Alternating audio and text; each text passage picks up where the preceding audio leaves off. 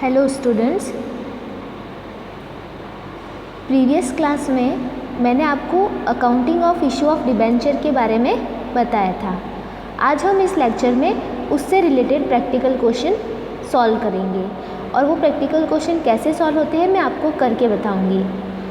मैंने अभी एक क्वेश्चन लिया है जिसमें एक कंपनी ने अपने 14% 1000 डिबेंचर जो कि 100 रुपये वाले हैं उनको 95 रुपीज़ में क्या किया है, इशू किया है। ठीक है, जिसके ऊपर एप्लीकेशन जो है वो है 30 रुपीज़ की और अलॉटमेंट जो है वो है 50 रुपीज़ का। ठीक है, और रिमेनिंग अमाउंट जो है वो फर्स्ट कॉल के ऊपर ड्यू है। ठीक है, तो अभी हमने ये फ़र्स्ट कॉल की अमाउंट जो है वो मैंने निकाली है। कैसे निकाली है? 95 में शेयर इशू किया है। अगर 30 रुपीज़ की एप्लीकेशन है और 50 रुपीज़ का अलॉटमेंट है तो इसका मतलब पीछे जो रिमेनिंग अमाउंट बचती है, जो कि कितनी बचती है, 15 रुपीज़ बचती है, वो क्या हो जाएगी, हमारी फर्स्ट कॉल हो जाएगी। ठीक है, इसके बाद इस क्वेश्चन में एक और अदर इंफॉर्मेशन है कि one holder who holding 50 debenture did not pay the call money and the rest of amount duly received। ये बोल रहे हैं कि एक होल्डर ऐसा है जिसके पास 50 डिबेंचर है, उसने कॉल मनी पेड नहीं किया, इसके अलावा इन डिबेंचर के ऊपर सारी अमाउंट रिसीव हो चुकी है। ठीक है, फिर इसके बाद में आपसे कहा गया है प्रिपेयर 14% डिबेंचर अकाउंट, कि आपको 14% डिबेंचर का क्या करना है, अकाउंट बनाना है। ठीक है, हमें अकाउंट बनाने के लिए पहले जर्नल एंट्रीज पास करनी होगी। ठीक है, तो मैं आपको डिबेंचर्स की जनरल एंट्रीज पास करके बताती हूँ। इस क्वेश्चन को सॉल्व करने के लिए आपको एक जर्नल का क्या बनाना पड़ेगा, परफॉर्मा बनाना पड़ेगा। ठीक है, मैंने जर्नल का परफॉर्मा बना दिया है, जैसे इसी टाइप से लेज़र का जो बनाते हैं अपन। ये डेट का कॉलम हो जाएगा और ये आपके पर्टिकुलर का कॉलम हो जाएगा, बीच वाला बड़ा, और ये आपके वन साइड डेबिट और एक साइड आपकी क्या हो जाएगी, क्रेडिट। ठीक है, जैसे ये डेट का कॉलम है, ये पर्टिकुलर का कॉलम है, और ये आपके डेबिट साइड और ये आपकी क्रेडिट साइड। अब देखिए, क्योंकि अपना क्वेश्चन डेट वाइज नहीं है तो हम इसमें एंट्रीज में क्या कर देंगे, सीक्वल नंबर लगा देंगे। ठीक है, तो मैं इसमें सीरियल नंबर फर्स्ट पे एंट्री करूँगी, सबसे पहले किसकी, एप्लीकेशन की। ये एंट्री बिल्कुल शेयर की तरह होगी, जैसे मैंने अपने प्रीवियस लेक्चर में बताया था कि जब भी शेयर की एप्लीकेशन मनी हमें रिसीव होती है तो हम क्या करते हैं, बैंक अकाउंट डेबिट टू क्या करेंगे, डिबेंचर एप्लीकेशन, क्योंकि हम इस बार क्या कर रहे हैं, डिबेंचर इशू कर रहे हैं, तो डिबेंचर एप्लीकेशन अकाउंट। ठीक है, ये हम एंट्री करेंगे बीइंग एप्लीकेशन मनी रिसीव्ड। अब इसमें अमाउंट आपको कैसे फिल करनी है, आपने टोटली कितने डिबेंचर इशू किए हैं, 1000 डिबेंचर इशू किए हैं, जिसके ऊपर एप्लीकेशन कितना है, 30 रुपीज़ का है, तो हम 30 × 1000 करेंगे। ठीक है, तो हमारी अमाउंट कितनी आ जाएगी, 30,000 आ जाएगी, इसमें भी 30,000 ही आएगी।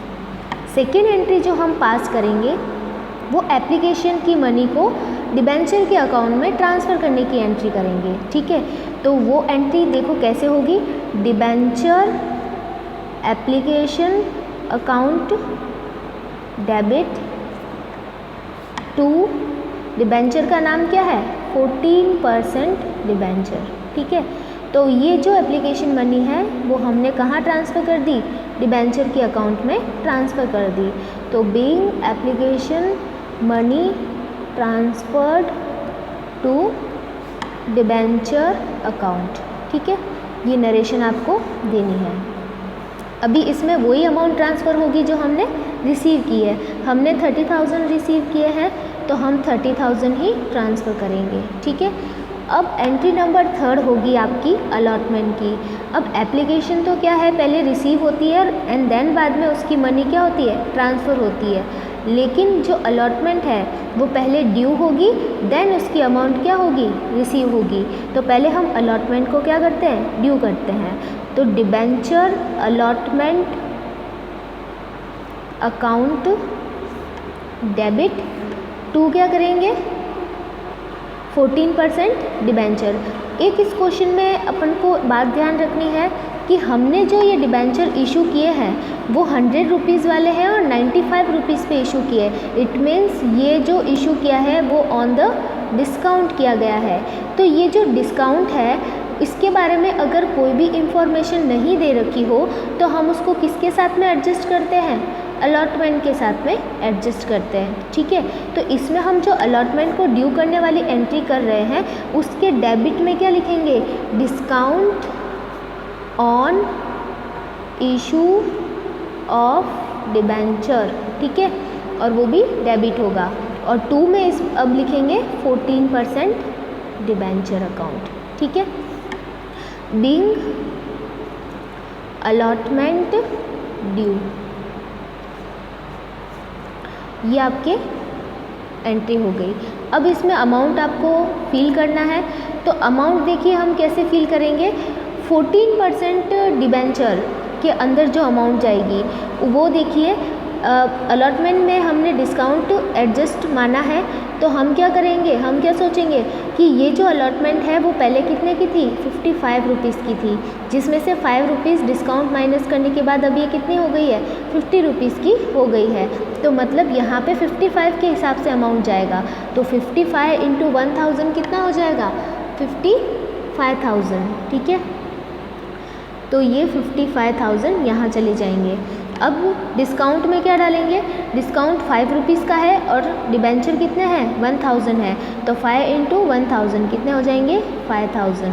ठीक है, और यहाँ पे अमाउंट रिमेनिंग या तो आप बैलेंसिंग फिगर से निकाल दो, नहीं तो सीधी सी बात है कि अलॉटमेंट हमारे 50 रुपीज़ की है और इंटू 1000 क्या है, डिबेंचर है। तो इसमें क्या चले जाएंगे, 50,000 चले जाएंगे। ठीक है, तो ये हमारे ये एंट्री हो गई अलॉटमेंट ड्यू करने की। अब हम करेंगे 4th एंट्री, वो एंट्री करेंगे अलॉटमेंट के अमाउंट को रिसीव करने की। तो अभी हम अलॉटमेंट के अमाउंट क्या करते हैं, रिसीव करते हैं। रिसीव करने की एंट्री होगी बैंक अकाउंट डेबिट टू क्या करेंगे अपन, डिबेंचर अलॉटमेंट। ठीक है, debenture allotment account being allotment money received. ठीक है, ये हमारे एंट्री हो गई। अब देखो कितनी अमाउंट जाएगी, डिबेंचर अलॉटमेंट कितने से डेबिट हुआ था, 50,000 से। तो क्रेडिट भी कितने से होगा, 50,000 से, और अमाउंट भी कितनी रिसीव होगी, 50,000 होगी। ठीक है, क्योंकि 5,000 का तो अपन ने क्या दे दिया है, डिस्काउंट दे दिया है। तो ये अपने 4 एंट्री हो गई। अब अपन एंट्री नंबर 5 करेंगे। एंट्री नंबर 5 किसकी करेंगे, फर्स्ट कॉल की करेंगे। फर्स्ट कॉल की एंट्री भी अलॉटमेंट की तरह ही होगी। फर्स्ट कॉल पहले क्या करेंगे, ड्यू करेंगे एंड देन उसकी अमाउंट को क्या करेंगे, रिसीव करने की एंट्री करेंगे। ठीक है, तो अभी अपन 5 नंबर करते हैं।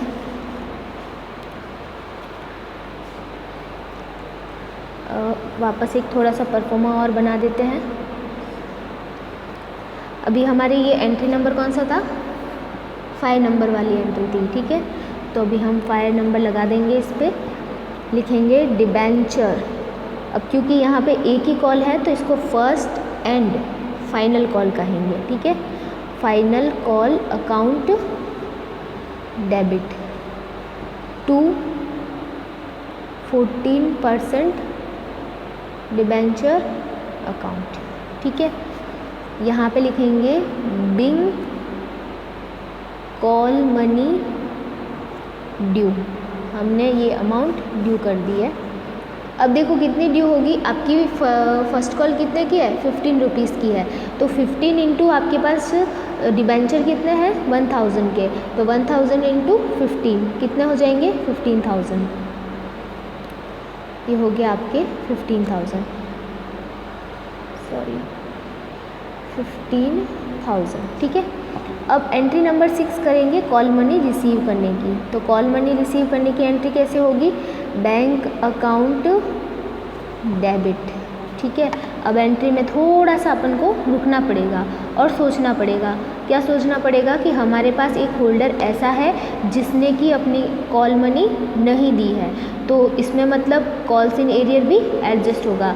तो यहाँ पे लिखते हैं कॉल्स इन एरियर, ठीक है, अकाउंट डेबिट, ठीक है। और 2 debenture first and final call, ठीक है। ये वो एंट्री हो गई। अब हमने इसको डेबिट कितने से किया था, 15,000 से, तो क्रेडिट भी कितने से करेंगे, 15,000 से, ठीक है।